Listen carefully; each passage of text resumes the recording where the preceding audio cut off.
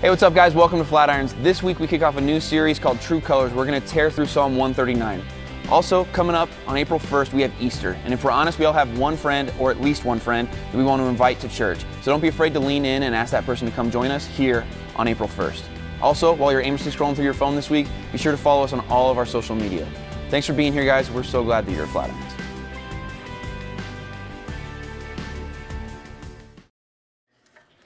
Hey, I'm Ben. I am the teaching pastor here. I actually got back from the same trip that Zach was on a few days before him, and I was like super bummed that I came back, but now I heard they all have a stomach bug, so I'm not bummed at all.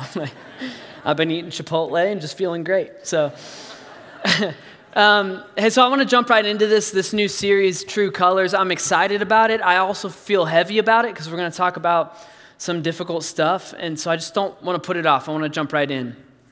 So here's how this came about. About a month ago, Jim asked me, he's like, hey, can you present me with a bunch of ideas for series we could do leading up to Easter, which is this series. And I was, humbled and thankful that he asked because it was like right in the middle of a long break of teaching. And whenever that happens, I get like all these ideas in Ben brain. And if I can't like spit them out on paper or spit them out on a stage, I go a little bit crazy. I start preaching imaginary sermons in the shower and I'm like, oh, that's good. That's real good. And I know, I get weird. And so I was glad he asked. A few days after he asked, I come in and, drop a chunk of paper on his desk, probably more than he asked for. And I'm like, here's like 10,000 ideas we could do. And buried in that is this series, True Colors. And there was something about True Colors as Jim and I were talking about it that was like, okay, yeah, this is the one that we should do for sure. Something about it felt right. And then something about it felt urgent. All right, and it feels urgent because in this series, for the next 4 weeks, we're going to address the question that goes like this. What does faith look like when life falls apart? What does faith look like when life falls apart? And it feels urgent for me at least because in light of our first two series this year, Take a Breath and What You Want, I've just had countless individual, like separate conversations with people who are trying to figure out the answer to that exact question. What does life look like, or what does faith look like when life gets hard? I've had countless conversations, more than usual, and I know that Jim has too. I don't believe in coincidences, and so I believe that this is what we're supposed to walk through as a church, as a community together right now. What does faith look like when life falls apart? We're going to be honest. We're going to be honest about the fact that real life is really hard. And we're going to be honest about the fact that when real life is really hard, this strange thing happens to all of us, this thing where you're like reduced to the real you, all right? And you show your true colors. That phrase, show your true colors, that typically we use it in a negative sense, right? Where like, oh, I thought I knew so-and-so, right? And then they got stressed and they showed their true colors and now I know who they really are. We use it negatively to imply that someone has been hiding themselves and then they accidentally let themselves loose. And the times when we typically show our true colors are when life is falling apart. Because when life is hard, any ounce of you that has been pretending to be something you're not, or more importantly for this series, any ounce of you that has been pretending to believe something that you actually don't. All of that stuff burns away when life gets hard. You don't have the energy to pretend anymore. And you're left with the real you, and the real you is left grasping, white-knuckled to whatever you've actually put your faith in. And then for better or for worse, not only will you discover what you've put your faith in for real, you'll also discover whether or not that thing is strong enough to keep you standing to survive the storm. You'll discover, like, what have I put my faith in? Is it my bank account, my family, my friends, my health, my government, my God, fill in the blank? That's what I've put my faith in. Is it strong enough to keep me surviving? So that's where we're headed for the next four weeks. What does faith look like when life falls apart? What happens when you've put your faith in the wrong things? What happens when you put your faith in the right thing? And then what role does faith play? Like, what is the point of faith when life is crumbling all around you?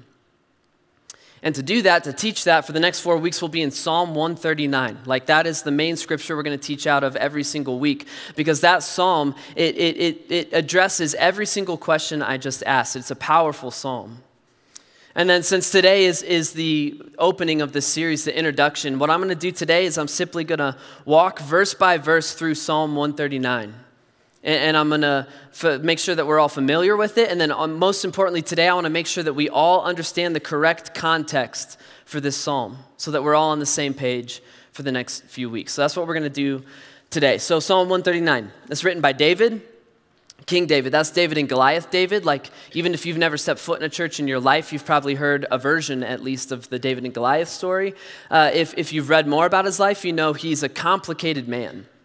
He's really complicated. He was deeply, deeply broken, and the Bible's really honest about it. He was messed up.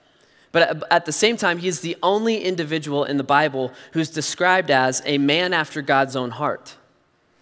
And so that doesn't mean he was perfect. He's definitely not. Doesn't mean his heart was identical to God's heart. That's not the case. Instead, what it means is that David never stopped learning about and aligning himself with the heart and the character of God. He never quit doing that, never stopped.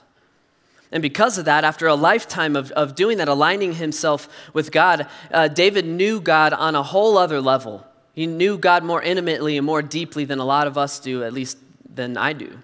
Just had a deep friendship with God. And so whenever David writes about the heart and character of God, it's time for people like me, people like us to lean in and listen. Because basically, whenever David writes about God, we're getting insider information on the heart and character of God, and that's especially true in Psalm 139. So let's walk through it. Here's how David kicks off this psalm, which is like a song. It's a poem. He says, "O Lord," and right away, quick time out.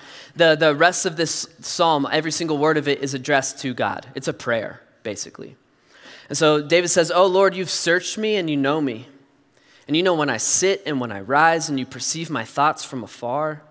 And you discern my going out and my lying down, and you're familiar with all of my ways. Before a word is even on my tongue, behold, O Lord, you know it completely.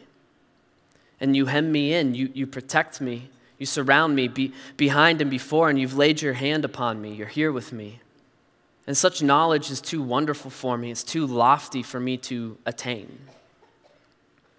Now, I'm going to pause as we work through the psalm and kind of explain what's going on. And so let's pause here. Here's our first piece of insider information that David gives us about the heart and character of God. It's this: God knows everything. He knows everything. So there's not a single thing that has ever or will ever exist that God doesn't know about. God doesn't understand the feeling of curiosity. And there's not a single thing about you, and there's not a single thing about me that God doesn't already know. He knows you better than you know you. God knows everything. And then David keeps going. Let's look at this. He says, "Where can I go from your spirit?" Like, where can I flee from you, flee from your presence? If I were to go up to the heavens, you are there. If I make my bed in the depths, like even if I were to die, you're there. And if I rise on the wings of the dawn and settle on the far side of the sea, even there, your right hand will guide me. And your right hand will hold me fast. He says, even if I say to myself, like, surely the darkness, the secrecy, the lying, the hiding, surely the darkness will hide me, right? And the light become night around me. If I were to say that, even the darkness is not dark to you. And the night will shine like day, for darkness is as light to you. Now here's our second piece of insider information on the character of God that we get from David. It's this: God is everywhere. He's everywhere. And I don't mean that God is everywhere in like a new age universalist, like hipster kind of way of like, God is in puppies and he's also in, cans of LaCroix and V-neck t-shirts and like whatever hipsters like. I don't mean that. I mean that God is everywhere, and David means that God is everywhere in the sense that you can't escape him. Can't hide from him. So God knows everything, and God is everywhere. And then David keeps writing. He says this. He says, "For you created my inmost being, and you knit me together in my mother's womb. And I praise you. I'm fearfully and wonderfully made. Your works are wonderful. I know that full well. And my frame wasn't hidden from you when I was made in the secret place, when I was woven together in the depths of the earth. Your eyes saw my unformed body, and all the days ordained for me were written into your book before one of them came to be." Here's the third piece of insider information we get is this: God cares about you. And God cares about you because even before day number 1 for you, God had already been uniquely invested in your life.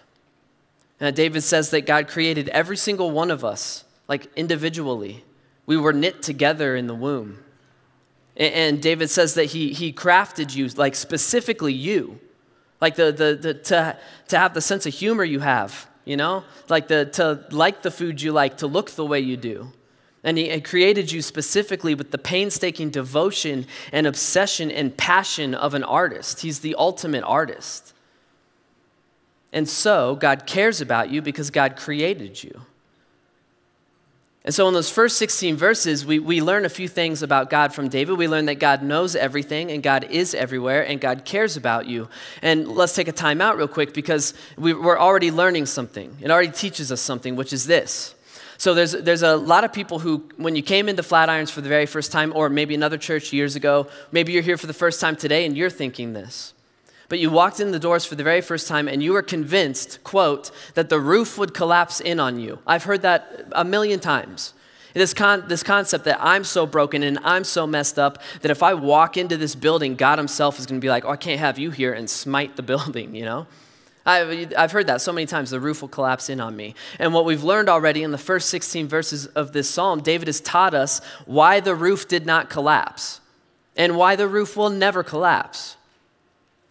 And that's because when you walked in here for the first time, that was not the first time God pulled your file.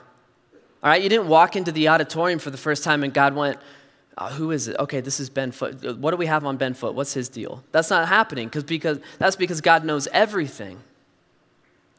Even better than that, when you walked in here for the first time, this is crazy, you weren't entering into God's presence for the first time in your life. That's not true.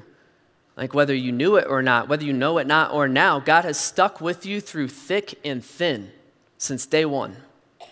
He's never left you, and that's because God is everywhere. And then best of all, when you walked in here for the first time, God didn't go, okay, finally you make one step towards me, and so now I'll finally make one step towards you. That's not the case, because even before you were born, he's been uniquely invested in your life. He made the first step towards you. He always makes the first step towards you. And you walked in the doors for the first time because he gently led you there. And that's because he cares about you. He cares about his creations. He always has and he always will.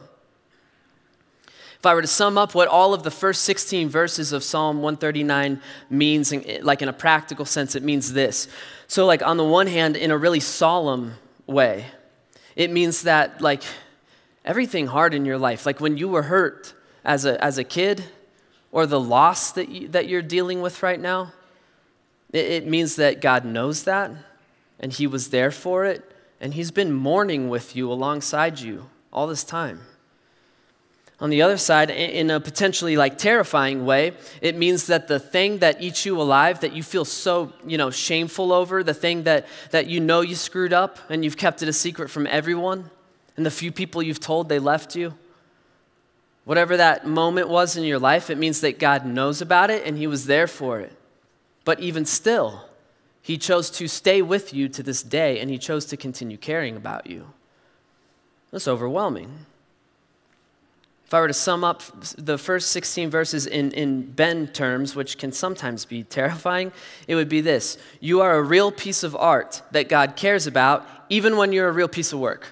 That's what that's a bumper sticker right there. That is Psalm 139, 1 through 16. And I wrote that to purposely be, kind of lighthearted and funny, but when you think about it, it's overwhelming.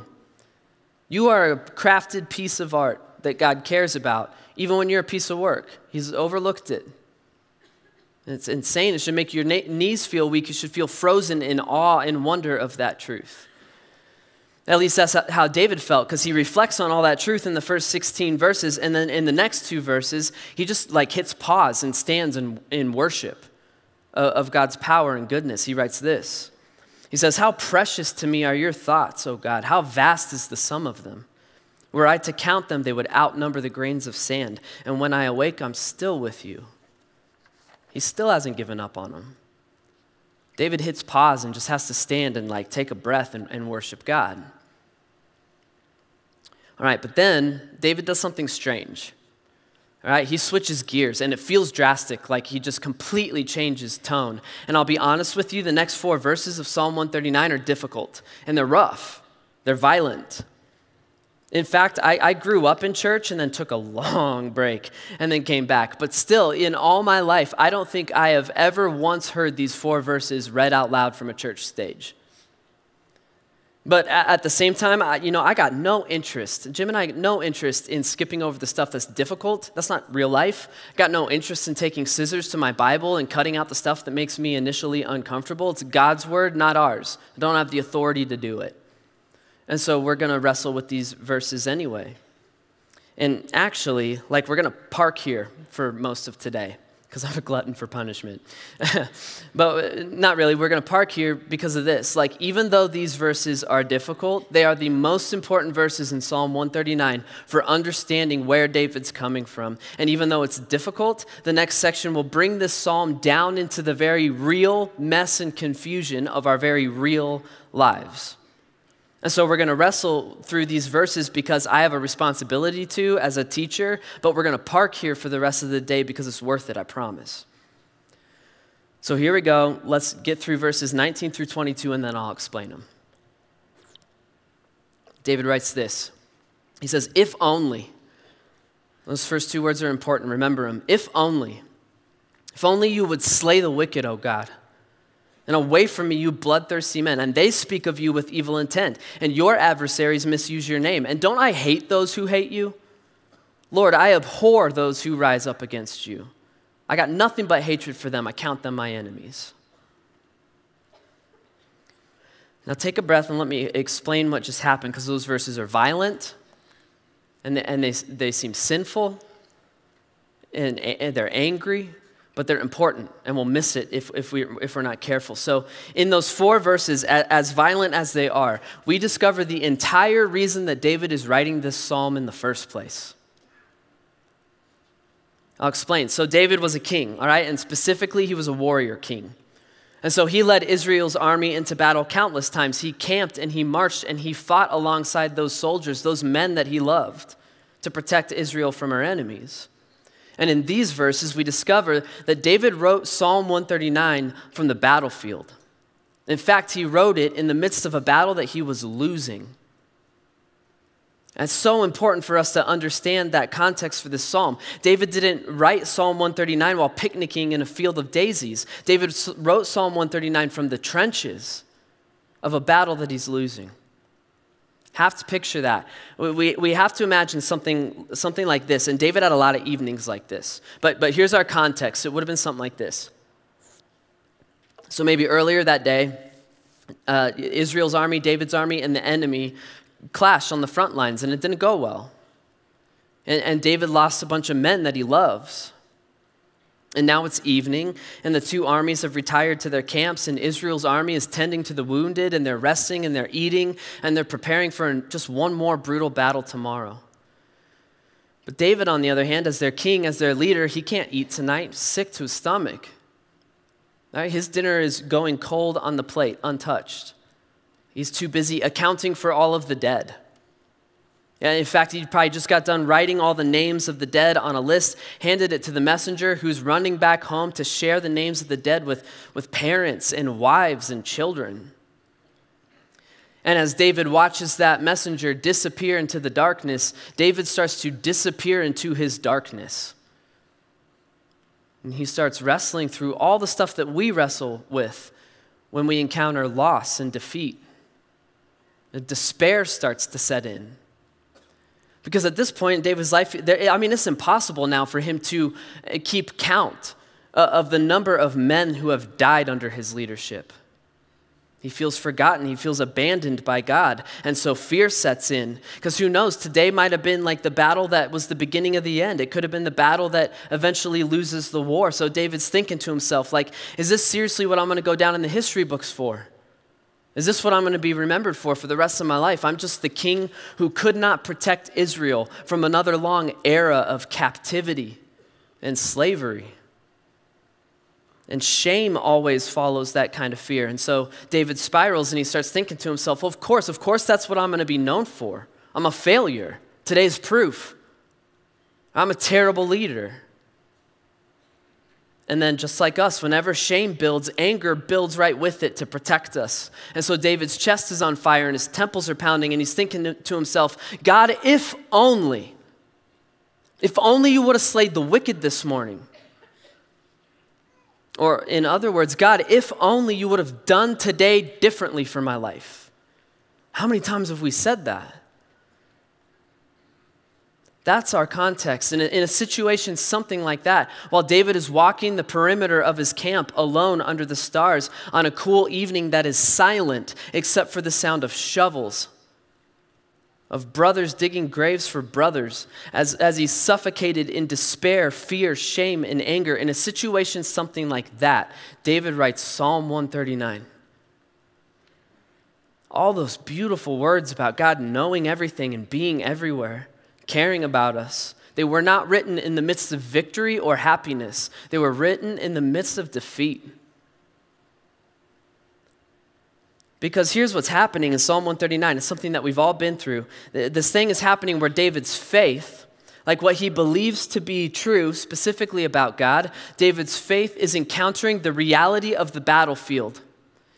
And it doesn't seem like it's lining up. And so he's wrestling through a question that if you've ever been honest with yourself once in your life, and you should, you've wrestled through this question. He's wrestling through the question that goes, okay, so if God knows everything and he is everywhere and he cares about me, then why am I losing battles right now? I've asked that question more times than I can count. And I know I'm not alone in this. And that is why those four verses, even though they're difficult, even though they're violent, they're crucial. Because only in a context like that one does this psalm leave the realm of interesting things to think about when you're thinking about God and enter into the realm of our real lives that are really hard. Only in that context do we realize that this is not a psalm written for daydreamers by a daydreamer, to be read and to be sung while sipping a latte and staring out the window at birds chirping and sunsets and stuff. That's not what this psalm is. This psalm was written for the defeated, by David. It's a psalm for the trenches. This is the psalm for those of you who came into this room today and you could not sing that worship song. You are good, you are good, you are good. It doesn't feel like it right now. You're never going to let me down. Well, then why am I going through what I'm going through? David gets that. I get that. This is our psalm. It's a psalm for the trenches. And because of that context, this psalm can begin to teach us something about our question for this series, which is this: what does faith look like when life falls apart? Because in Psalm 139, we witness what the faith of a man after God's own heart looks like. And David does all these things that I never do when I'm suffering loss and defeat. See, when David encounters the emotions of despair, fear, shame, and anger that always result from loss and defeat, he doesn't let those emotions take complete control of him. He doesn't transfer them, so he doesn't take it out on other people. He also doesn't ignore them. I mean, especially for the men in the room, you know that's just what we do. Anger feels safer than sadness or fear, and so I'm going to stuff all of them. I don't feel that. It doesn't work. Eventually it explodes, usually on the people that we love the most. But David doesn't do any of that stuff. Instead, and this is something I'm trying to learn from the man, instead, when life falls apart and despair, fear, shame, and anger begin taking root in David's life, David takes a walk. And it's not just any walk. David specifically takes a walk so that he can unleash all of those emotions on the right person, which is God himself. And I know, after reading those verses, we're going wait, are we allowed to do that? Are we allowed to express our confusion and frustration and our anger to God? Yes, the roof won't collapse. It won't ever will. He already knows you're wrestling through it. And so David, out of such deep wisdom, he did this thing, this is the best way I can explain it, where David knew that God was the only one strong enough to handle David right now. He can't act like this in front of his men right now. So David goes straight to God. He knows that God is the only one strong enough to handle him. He knows that God is the only one powerful enough to maybe possibly redefine David, to look at David and go, hey, these aren't your true colors. The despair, fear, shame, anger. I didn't create you to be consumed by defeat. I created you to live in victory. David knew that if there was any shot at winning a battle tomorrow, then he would have to take his full self to God. And so that's what he does. God is the only one who can help us when we're in the trenches. And when we understand that context, suddenly it's like we see the first 16 verses of this psalm in a completely new light. All of that God knows everything, he is everywhere, and God cares about you stuff. Like we discover that those verses are David's way of reassuring himself of who it is he's put his faith in. And he's reassuring himself because everything on the battlefield seems to indicate that God does not know what's going on with your life, and he's not here with you, and he doesn't care about you. And so in those first 16 verses, we see what faith looks like when life falls apart for David, which is this: when you're in the trenches, faith becomes an intentional decision to continue placing your trust in God. It has nothing to do with what you feel. The Bible describes faith as the assurance of things not yet seen. And so, of course, when life has thrown you into the trenches, you will certainly have to reassure yourself of the victory that you are not seeing right now. When you're in the trenches, faith becomes so much more complex and so much deeper than what we usually think of, which is like this kind of happy belief thing. It becomes a decision. It becomes the type of faith that we talk about when we say this person is a faithful husband or wife. So here's what I mean. For me, for example, I've been faithful to my wife, Allie. I have in no way been a perfect husband, but I have been faithful. But what that doesn't mean is that I just believed that we would be faithful to each other, and because I believed it, we never cheated on each other, and we had a great marriage. No, that on the contrary, this type of faith is a decision. It only has a chance to display itself in the midst of conflict and doubt. And so when I say I've been a faithful husband to Allie, I'm saying that especially when our marriage is difficult, I have continued to choose to keep the promises I made when I put this ring on my finger years ago when I was a kid. And I continue to choose to go home to her every single night. And I continue to choose to never turn my back on her. That's what being a faithful husband looks like. And when you're in the trenches, that's what being a faithful man or woman of God looks like. It doesn't have to do with whether or not you feel it. It has to do with a decision, an intentional decision not to turn your back on the God who promised he'd keep his promises, and an intentional decision to continue placing your trust in him, even though everything about your battle right now seems like it's not playing out. That's what we see in Psalm 139, that intentional decision. And the last two verses are proof of it. So after David unleashes all this despair, fear, shame, anger on God, David collects himself and he ends this prayer like this. He says, "Search me, O God. Search me and know my heart and test me and know my anxious thoughts." Like, please know what I'm worried about. And see if there's any offensive way in me. Am I wrong right now for thinking this? And lead me into the way everlasting. Here's why David, one of the many reasons David is a literal, historical hero of mine. He's wise and he's a good man, and David doesn't stop talking to God after he unleashes on him, which is usually what I do. Instead, he does something that sets the men and the women after God's own heart apart from the rest of us. He unleashes on God, he's honest with God, and then he basically ends this prayer by saying, "God, that's just where I'm at right now. And you already know it. No point in hiding from you. Even the darkness is as light to you. And so you know it, that's where I'm at. And see if there's any offensive way in me. Like if I'm wrong for being mad right now, and confused and frustrated with you, if I'm wrong for that, I want you to point it out in me. Because I want you to continue searching, knowing, testing, and leading me. I need you with me on this battlefield now more than ever." And then David says amen. And that is why Psalm 139 is my absolute, by far, favorite psalm in the Bible. It is an incredible picture of what faith looks like when life falls apart, what it looks like to continue swearing allegiance to God, even though everything about the battle seems to indicate that God has just given up on you.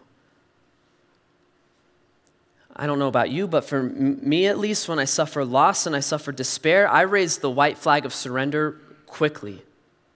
And because of that, despair, fear, shame, and anger, they set in and I let them consume me.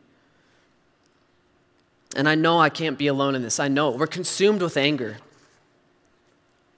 You know, many of us, maybe most of us in this room, we try to pretend like we're not, right? So we call it something easier. We say it's bitterness, or we say we're just grumpy. But on a bad day when we're in the trenches, we explode in rage. This is why we have drywall to patch, and we have kids who are scared of us and families divided. Despair, it consumes us. On a good day, we pride ourselves in it. We call it independence, right? You know, I'm doing just fine out here on my own. On a bad day, when we're in the trenches, we become hopeless. We realize we can't do it out here on our own. We feel forgotten and abandoned. Fear is consuming. We pretend like we don't have it. We call it worry or nervousness. On a bad day in the trenches, we cannot even think about what is right in front of us because we're scared out of our minds about tomorrow. And then shame.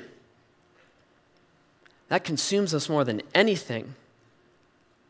I mean, shame is on a good day, we call it pessimism. We try to write it off with self-deprecating humor. Or we do this. I've done this for the majority of my life. I still have a tendency to do this. We take shame and we call it humility. And we try to convince ourselves that it's a virtue. On a bad day, though, when we're in the trenches, it's suffocating us. I mean, let's be honest. Shame has literally killed people we love. It's taken them from us. It almost took me out of this world. Just can't live with ourselves anymore. And here's the hard truth, and I wish it wasn't true, and I wish I didn't have to say it out loud, but it's true. Like, we will wrestle with those emotions until the day we die. They're not going away anytime soon. Until the day we die, we'll constantly be in and out of those trenches. But Psalm 139 is a psalm for the trenches, and in it we see that David knew something. David knew that those emotions, despair, fear, shame, and anger, those aren't our true colors. That is not who you are. David knew that, and so he pulled those false colors down out of his life, and he raised a new flag. Let me explain what I mean by that. So, on Tuesdays, we have a meeting on staff where anyone who's involved with what happens on the weekend, we get together, we talk about what's going to happen in the next week, and we make sure everyone knows what they're responsible for. And so on Tuesday, I kind of pitch the vision of where we're headed for the next 4 weeks, and I talk about what we're talking about now. And afterwards, my buddy John Meeting, he's the worship pastor at the Denver campus, he comes up to me, he's like, oh man, you got to hear this. And he explains to me the origin of the phrase true colors, because he's a nerd, and he knew it. It is true, though. He's like a military history buff, and so he shared this with me. And I don't know if like everyone knows this already, and I was behind the ball, but I thought it was great, and I want to share it with you. So the term showing one's true colors, it's a nautical term, military term. And the colors refer to the flags that ships were obliged to fly at sea. This is how you differentiate. This is how you identify who is an ally and who is an enemy. Used to be a good phrase, show one's true colors. That means, show who you represent.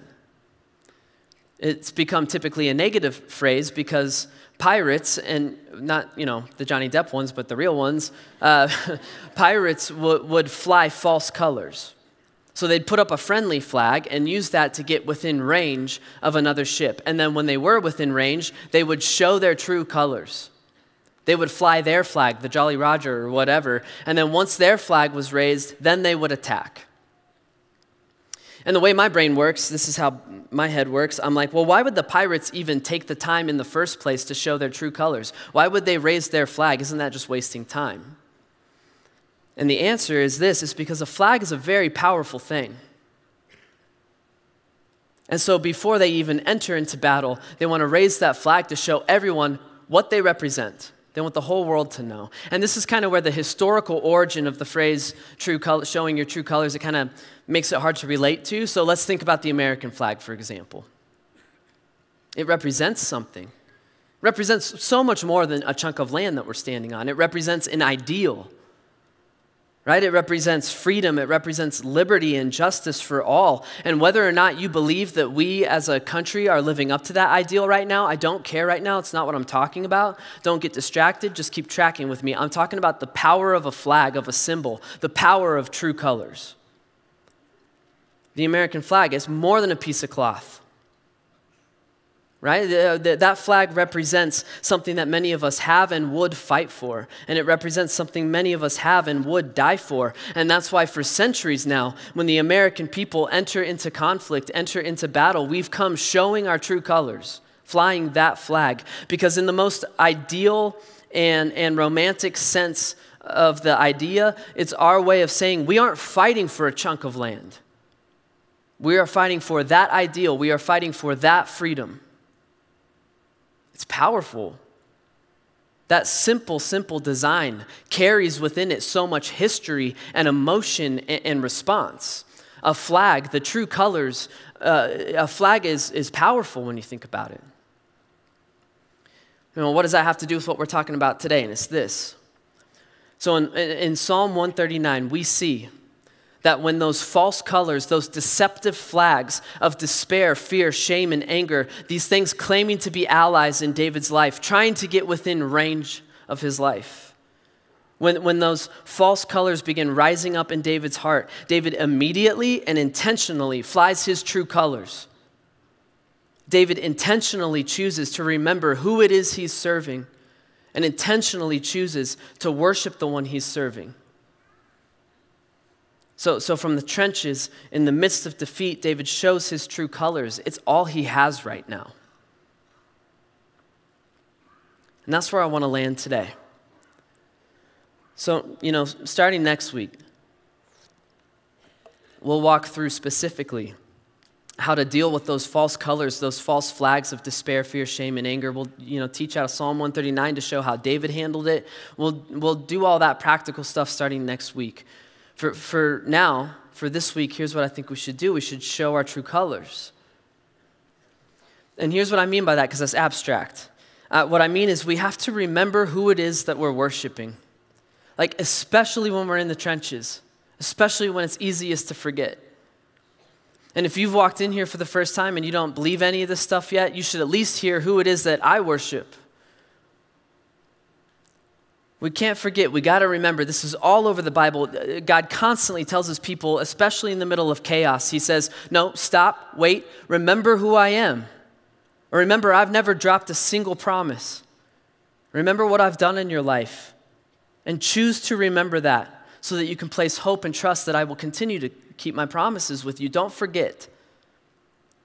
So what does showing our true colors this week look like? It looks like this week, intentionally choose to remember that God paid a very great price to make a people for himself, us. And to intentionally choose to remember that we're supposed to be a people who have placed our hope and trust in confidence of victory. We're supposed to remember that even if we lost the battle today, the war has already been won for us. He promised it. Death has been conquered, and chains have been broken, and we have been handed victory. We can't forget it. We have to remember that. We have to intentionally choose to remember that when we're in the trenches. You got to remember, we follow Jesus. He's the only one to have died and come back to life. Which means we have to intentionally choose to remember that in God's kingdom and in God's kingdom only, I promise, defeat is never the end. And death is never the end. In God's kingdom and God's kingdom only, defeat and death are always the beginning. Can't forget that. We saw that 2,000 years ago on a cross in Jerusalem with Jesus. And he promises that we will continue to see that in 2018 in the trenches in Colorado with us. But we have got to intentionally choose to remember and believe that sometimes. So what if we do that for a week? Show our true colors. Because our true colors, what we believe, the thing outlined in Psalm 139, it represents a flag of victory. And it's not just any victory. It's a flag of victory that is literally stained in the blood of a God who did die on this battlefield to ensure that you don't. That is who we worship. That is who we represent. And before going into battle, those are the true colors we fly. In a practical way, how do we do that this week? It looks like this here is an easy starting place. Just read Psalm 139 every day for a week. It'd take you 2 minutes. Read it every morning, every night you get home from work. Intentionally choose to remember that that is our true colors. Intentionally choose to believe that even here in the trenches, in the midst of loss and defeat and confusion and anger and frustration with God, choose to put your trust in the fact that he kept his promises, and he promised he's with you and he knows you and he cares for you. For 1 week, show your true colors, and then next week we'll come back in this room and we'll start tearing false flags out of our hearts. Now I'm going to pray, but then after that we're going to sing a song. And this song is intense. I can't make it. It's my favorite song that we play here. I can't make it through the song without feeling completely overwhelmed. And this can be your very practical first step right now. If you are here and you're not in the trenches and you're standing in victory, then stand up and sing this in victory, in remembrance of the trenches he's brought you out of. If you're in the middle of the trenches right now, as an act of intentionally choosing to show your colors, just stand up and try to find some strength in yourself to just at least utter the words out loud, even if you don't feel like you believe them right now. If you don't even have that, just stand up and read them. And try to remember that this is what God has done for us. This is our chance right away to show our true colors. So pray with me and then sing with me.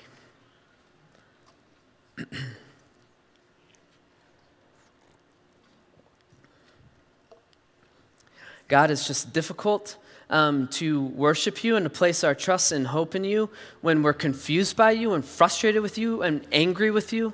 We have stuff going on. We've had stuff in our past, or we're in a situation now that we're looking at and going, even if 20 years from now I have a moment where it all makes sense why I went through it, I still don't care. Why did you give this to me?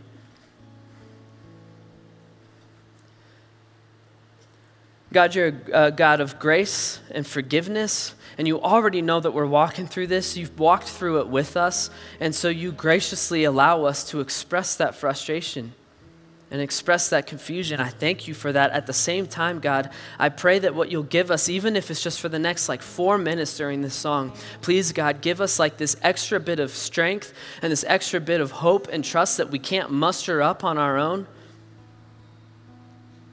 Give us your Holy Spirit to drive us to something different, to this place where we can stand and at least, whisper these words and try to believe them right now.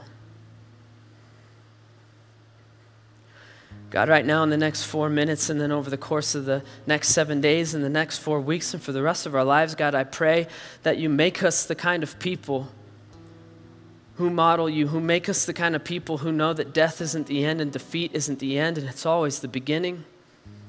And that you've always brought alive things out of dead things. And I guess that's what I'm praying right now, God. We have a lot of dead things in this room. Please bring it back to life. It is your specialty, and I know you can do it. Sometimes it just feels hard to believe it. So God, for right now, over the next 4 minutes, we will intentionally show our colors, our true colors, intentionally to believe you and trust you. God, we're praying that you just say something to us. And I pray this in your Son's name, Jesus Christ. Amen.